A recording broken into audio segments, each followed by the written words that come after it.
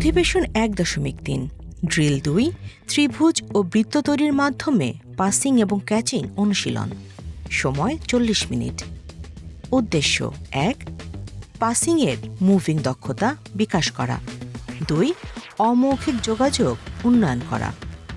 লক্ষ্য: টিমের বিভিন্ন আকার বজায় রেখে সময়ের সাথে প্রতিযোগিতা করে অনুশীলন সম্পন্ন করা। উপকরণ: হ্যান্ডবল। নির্দেশনা: অনুশীলনটি করার জন্য মাঠের অর্ধেক অংশ নির্ধারণ করতে হবে। খেলোয়াড়ের সংখ্যা বেশি হলে পুরো মাঠ জুড়ে অনুশীলনটি করাতে পারবেন। খেলোয়াড়দের দলে ভাগ হওয়া, দল গঠন ও বোঝাপড়ার জন্য প্রস্তুতি নিতে হবে। কোচ বিভিন্ন আকার তৈরির প্রক্রিয়াটিতে সহযোগিতা করবেন।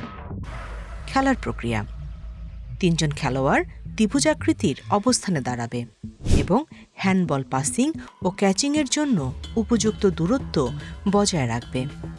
কোচ এক্ষেত্রে সাহায্য করবেন। দলের একজন খেলোয়াড় বল দিয়ে ত্রিকোণাকৃতির অবস্থানে থাকা অন্যদের কাছে ধারাবাহিকভাবে বল পাস করবে। এভাবে সকলে ৩ জন করে দল গঠন করে অনুশীলন করবে। কোচ ঘুরে ঘুরে সকলকে সহযোগিতা করবেন এবং বাঁশি বাজিয়ে খেলা শেষ করবেন। প্রতিফলন: কোচ গাইডলাইনে দেয়া প্রথম প্রতিফলন অনুসরণ করে আলোচনা করবেন। দ্বিতীয় ধাপে খেলার প্রক্রিয়া: ৬ জন খেলোয়াড় বৃত্তাকার বা ষড়ভুজ অবস্থানে দাঁড়াবে।